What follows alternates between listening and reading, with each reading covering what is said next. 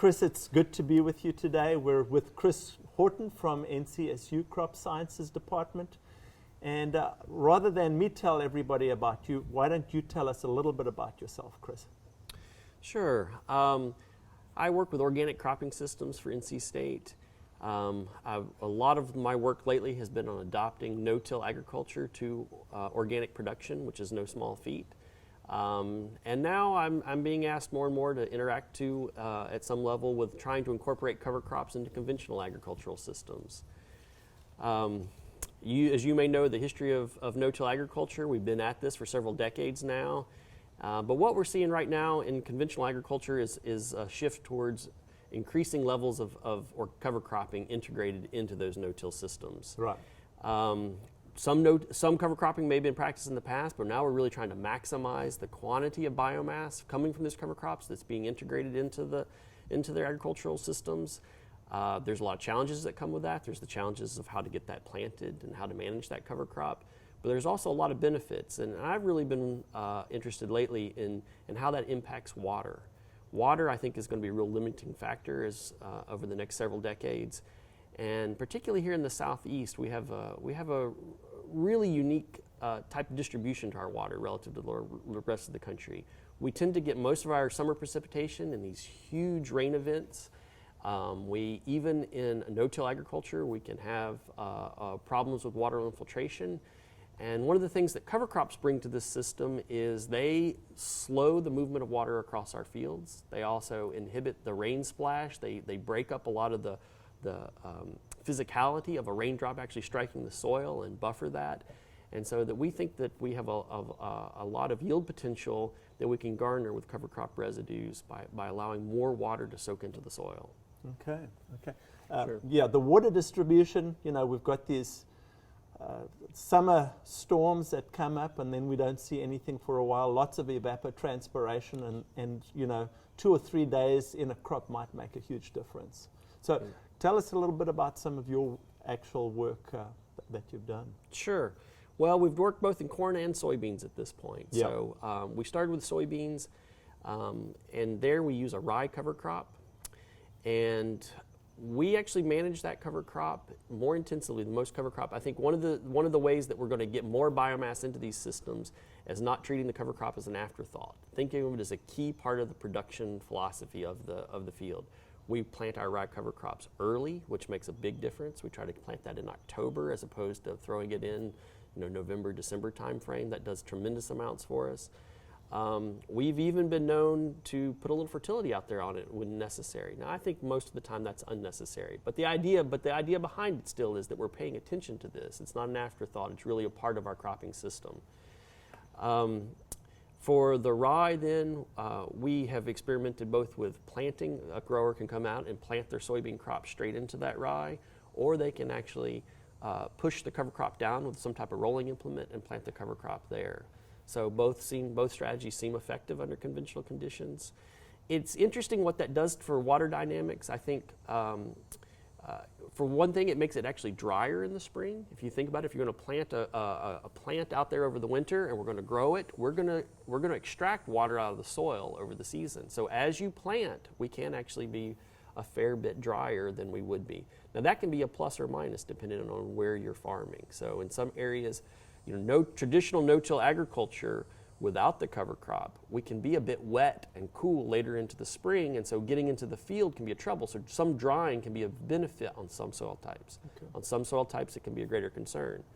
But then at some point in the season of that soybean, then flops. The plot that had the cover crop now becomes the wetter one because we're soaking in, again, those big rain events that come in. We're allowing greater water infiltration in those than we are in a conventional no-till setting where we don't have that residue to break up the water. Okay. Corn, of course, we stand even greater benefit. In our work with corn, we've done, again, that side-by-side comparison with and without the cover crop. And we can see that, certainly by the time we get to silking, which can be a very important time for water dynamics, those two have flopped under our conditions. So now the one with the cover crop mulch is now wetter than the one without a cover crop mulch. Both of them done via no-till. We can actually score that. We go in and we look at our corn plots and we rate when in the morning under drought conditions does the leaf first start to curl. That's a powerful integrator telling you what the water stress on that plant is. And the plants under normal no-till are rolling well before, hours before we see them rolling under a no-till with a massive cover crop under there. Okay. So we think that alone right there, it gives you longer period each day to grow, to set carbohydrates, to build your yield. Okay. You talked a little bit about above and below ground biomass. I think often we see the above ground biomass and not the below ground biomass. Tell us about what the roots are doing to help that infiltration go on.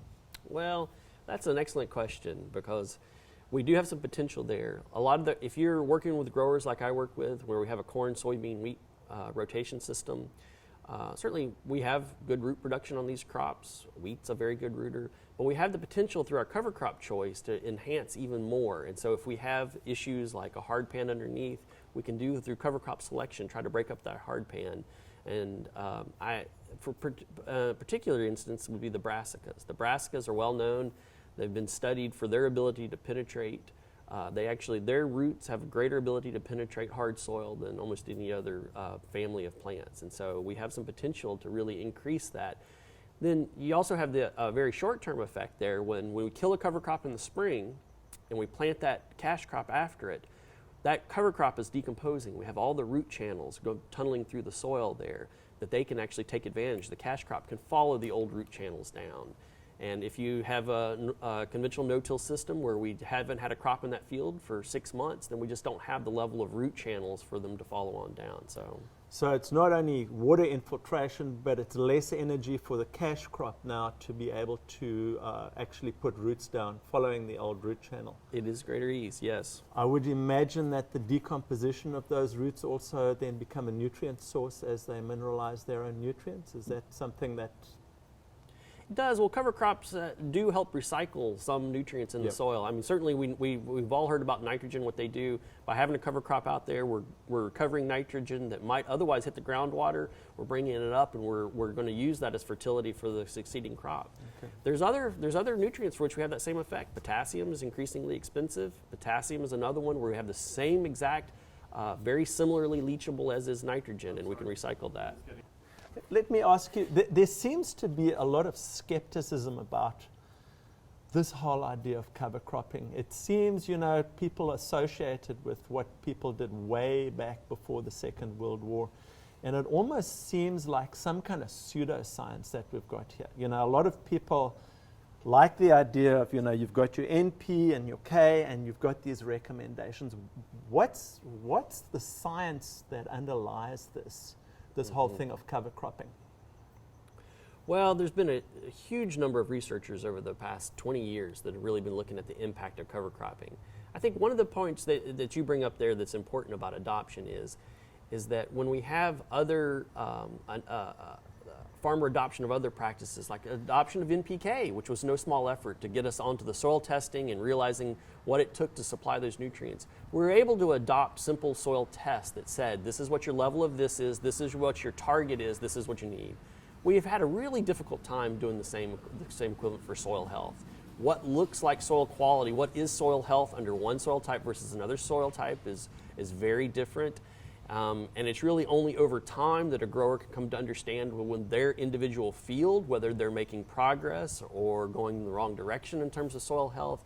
So it is a challenge for adoption, but that doesn't mean there hasn't been a lot of very good science at it. And I think we're going to start to see some more simple tests for where over time we can track this. It's never going to be as simple though. We're never going to come up with something like, this is your potassium level, this is what you need to move it towards for this crop. So what I'm hearing you say is that in some senses the expertise needs to move back from the labs of, say, the life sciences companies back onto the farm fields. So we need to have the brain shift back onto the fields and into the farms. Is that perhaps part of that? Well, there's a lot that could be done by farmer observation and with crop consultants and extension interacting with the growers to we can actually field demonstrate a lot of the impact on the yield potential of the soil directly right there in the field. And so there is a good bit of that work to be done. I'd highlight NRCS. We just had a field day this last May where just a lot of those simple looking at water infiltration rates and demonstrating what that did on a long-term no-till soil and on a more frequently tilled soil and what that looked like. And I think we need to do that now in the next context, which is incorporating all these massive cover crops so that we can measure those differences in the field. Right, okay. The principles of soil health: limit disturbance, increase diversity, cover the soil with a residue or a canopy, and then keep a live root in the soil year round. Talk to me a little bit about how cover crops fit into that sort of paradigm of soil health. Well, they're certainly doing a lot for us in terms of the diversity and keeping the soil covered, like they said, year round with and keeping live root systems into that system year round. So I think those principles that they've distilled out are perfect. That's the next level of conservation agriculture that we're going to see. I think some of that has been a challenge because we didn't have the technology. Let me highlight one instance that we have here in North Carolina, is that we have several soil types that have been perfect for no-till agriculture. We've been able to get away with not tilling those soils for the last 30 years. We have other soil types, however, that we have a bulk density problem, that over the long haul, even under no-till, we tend to get too dense for root penetration. So we need to do some disturbance, which again, that principle they laid out. But when do we do that disturbance? Before we always had to do the disturbance, we might want to do some type of strip tillage or deep ripping event to loosen up the soil right as we plant the crop, because we want to be able to line up where the crop row is relative to where we've done that disturbance at.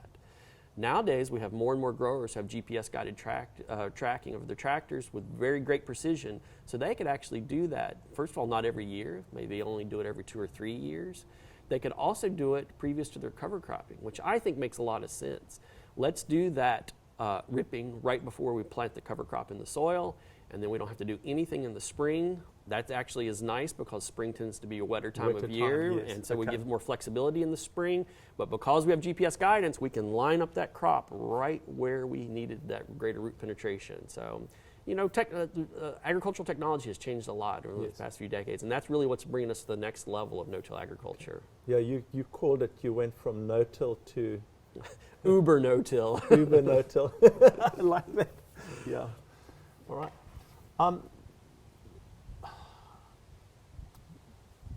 You're an academic, you're a scientist. I'm a farmer. Tell me why I need to adopt soil health, adopt cover crops. Tell me what I'm going to benefit from. Well, if you're a farmer here, I think beyond just yield maximization, we're also looking for risk avoidance. This is a risky environment in which to produce crops, and I think that's the first thing almost any southeastern farmer will tell you, that we have a very erratic weather pattern here, and so that we need to minimize our financial risk as much as we maximize our yield in the good years. And I see cover crops as one of those risk minimization, mitigation strategies that we have here. It buffers us relative to the vagaries of what our summer rainfall looks like.